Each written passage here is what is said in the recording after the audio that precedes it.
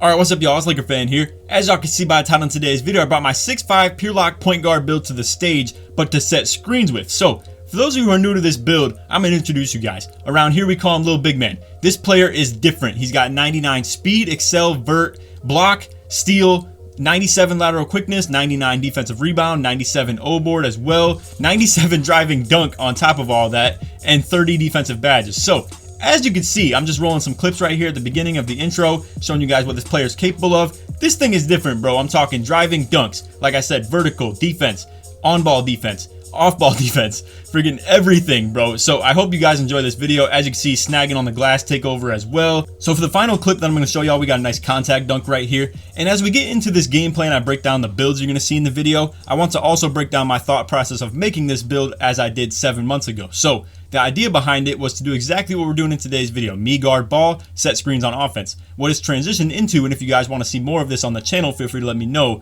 But it has transitioned into me playing the big man spot on 3v3 a lot more often, or even playing the 1v1 court with this stuff. Beat a couple 2K League players on the 2v2 court, had a nice little series of games against DNL early on in the year. A lot of the content that I made on this build was very early in the year. So what I'm going to go ahead and do, if you guys want, I'm going to put all of these videos that Little Big Man has been involved in and put them into a playlist and put it on my channel. I hope y'all enjoy that. If you do, feel free to drop a like, sub if you're new, turn on them noties, all that good stuff. Let's try this one to 1,000 likes in the first 24 hours. I'd really appreciate that.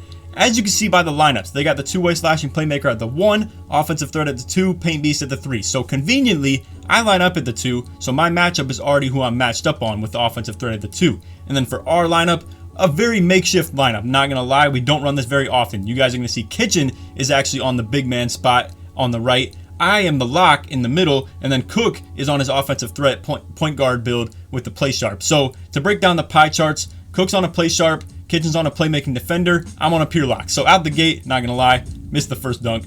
Kind of sad, but this is, if y'all came to watch defense, you're gonna enjoy this video. So what you're gonna go ahead and see, like I said, I'm guarding ball all game. You can see air ball is the first shot. We on the fast break. But again, if you came here to watch defense, you're gonna enjoy this game. And also, my dude be setting crazy big screens, bro, and you're gonna see that in today's vid too. So not gonna lie, bro, this inbound was a complete mess. You're gonna see this dude somehow walks inbounds, right? And I think it makes it so he literally can't even pass to the point guard because he's in front of him. So he passes to the corner, out of bounds. I'm not gonna lie, this game turned into a complete flood. I hate that early on it had to be so many like weird things that happened, but you guys are gonna see all types of stuff, whether it be the big body screens. Look at this brick wall, boom, out the way. 71 strength, bro, at 6'5".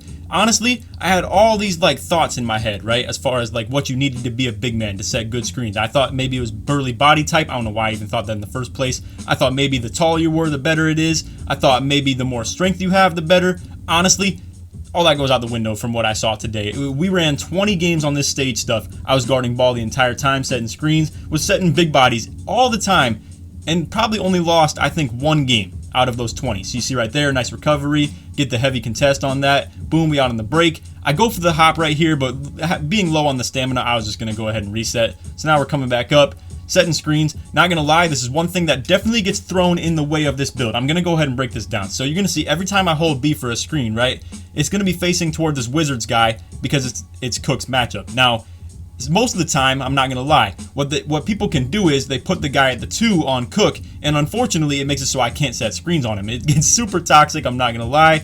It's very dependent on where I line up with this build, and because it's so unconventional and nobody ever really runs a screen setter at the 2, they don't really ever see these problems. Kitchen gets the horrible reverse layup to go in right there, not gonna lie. A lot to do with this game was complete BS, but again, I'm just here to show you guys straight clamps. So now this right here is a whole new play style to me. You can see I'm on the full court press, trying to get bumpy, dodging the picks and stuff too. With my finisher, or even with the pure lock as well. Like I said, little big man. I usually do be running the big man spot with this build, and all I know is hedge defense really. But I'm not gonna lie, obviously it's not the hardest thing to transition into being an on-ball lock. But to be a good on-ball lock, you definitely need to know your stuff as far as what the point guard's looking for. Again, with the full court presses, it's a lot different as well. You can see he already beats me on the press. Looking for the snatch back or something like that too, because obviously with an inside big, it's gonna be a lot tougher. This is where I want y'all to really transition into this discussion of the inside bigs, because again, a bad inside big is gonna be very evident. It's not gonna be hard to lock them up or their pick and roll. A good inside big, it varies a lot differently. And for anybody who's new to the channel, you're probably looking at me on this build and you're like, okay, but like, what are you really? Are you an inside big? And you see I get the illegal screen right there. And from a true competitive sense, this build has so many pros when it comes to running the big man spot. The speed is insane. It's so hard for these bigs to keep up with it. And if you guys have been with the channel for the last week or so, you guys know one of the big points that I've been talking about is this curl lob. And you'll maybe even see it in this video as well, where basically when the defender on the backside is hedging really high, I do this thing where I just kind of curl it off to angle it for the lob really well, and it's really easy to get the entry pass in on the pick and roll. And it's so easy to do that with this build because I have 99 speed, man, and it's so crazy. And these bigs, they think they can just hedge a little bit, right? But really, you cannot hedge at all when it comes to this build. Transition speed is out of this world as well. Obviously, when I'm defending the perimeter, it's even easier for me to be out on the break as well. And this build really is crazy. Now, when we talk long-term with this build, I will explain to you guys. I'm closing in on Legend. I'm getting to around 60% with it. And not gonna lie, the one disaster about this build is the fact that I didn't upgrade any three-pointers. So I only have 40 three-pointer at 99.9, and it is extremely unfortunate because I feel like in all likelihood I'm gonna end up with 11 shooting badges, but 40 three-pointer with 11 shooting badges, it's gonna be hittable, but is it gonna be worth having? Probably not, in comparison to say my finisher or the pure rim, where I am gonna have 54 three-pointer, or even the pure slash, but I'll still have 11 shooting badges. But 54 three-pointer, in my opinion, is going to be significantly better than 40. And it is unfortunate. I feel like my pure lock is probably going to become my worst build when I hit Legend. For the moment being, though, I'm really enjoying it. Now, this right here is what I'm talking about. I'm going to go ahead and break this down for you guys as far as the curl lob. Cook didn't exactly lob this, right? But basically, look at this. I mean, this build just jets everywhere. So basically, I'm going to the open side. You can see our corner spot up is on the right. I start my roll from the right and move it to the left. You can see I curl it off for the lob right here. I mean, I'm just gone. Like, there is no way you can possibly play high hedge defense with this, no matter what your build is. You could be another 6'5" pure lock. You could run double guards on the sides. It doesn't matter. This build is so fast on everything to do with slips. And honestly, I think the problem that I've always had with it is I never surround it with the right situation. This lineup that we just ran in this video that you could see is the perfect situation. Now, I'm not gonna lie, I'm out here jumping, looking like a random, like I said, I'm a little bit new to this perimeter defense stuff when it comes to being the small lock. And you guys are gonna see right here as it pops up, AI player, pops up on the screen right here. He had enough and quit out. So 17-2, obviously, like I said, this is a major flood like of a score, and it just got super ugly. Now, what is this credited to? They did have a couple of self-inflicted turnovers. I have another video that I could show you guys if you want to see a sequel to this video where I was on the pure lock as well. We had so many good games on here, and I could absolutely bring you guys another one. And again, transition speed, look at this build, bro. It's so fast, and I just absolutely love having good speed, good vert. You guys know I made that 6'10" pure rim as well. Not gonna lie, not a fan of it. I just hate being on slow builds. And even at 6'10", you guys are probably thinking like, yo, like, you crazy. That's not even that slow. That's not even that tall. I just absolutely hate being slower than my matchup. I'm gonna put it like that. And especially as you're playing as an inside big like I am in this video, and as I always do, you know, and look at this. I mean, this build is still so capable of setting screens. It's a matchup nightmare, bro. You have no choice but to just have both guards guarding the screens, and then when both guards play sides, the bigs are really, you know, extended to always wanting to help off from the corner. You can see they go 2 for 9, 3 turnovers. Point guard, the guy that is running their point guard, because obviously he's lined up as a shooting guard, but the point guard quits out, and you can see 9 for 10. The only miss that we had was the first shot of the game, actually, where I, you know, missed the lob. But anyway, I'm gonna go ahead and break down to you guys what the build looks like as far as attributes. So here we are on Little Big Man. Like I said, I'm gonna go ahead and show you guys some of the attributes and badges. So to get into the attributes, I am at 99.0 overall, so that's why my block is down to 98, and then my lateral quickness is down to 96, and the acceleration is down to 98. However, even at 99.0, I have 99 speed and vert, still the 99 on defensive rebounds, steal, perimeter defense. This build is an absolute defensive nightmare when it comes to the perimeter side, and even on the interior, it's still crazy. Like I said, almost 99 block, the interior defense is still not bad, 99 vertical, and then as a ball handler, it's actually solid too. So again, if you guys want to check out what I've done with this build as far as 2v2 or even the 1v1 court, absolutely go check that out. And like I said, I have mixtapes on this build as well. 97 driving dunk at max ability. However, like I said, the one major downside to this build is the fact that I didn't just upgrade any three-pointer. If I could go back, what I would do is probably drop something off, say either pass accuracy, close shot, or maybe even some like offensive rebound or interior. Nah,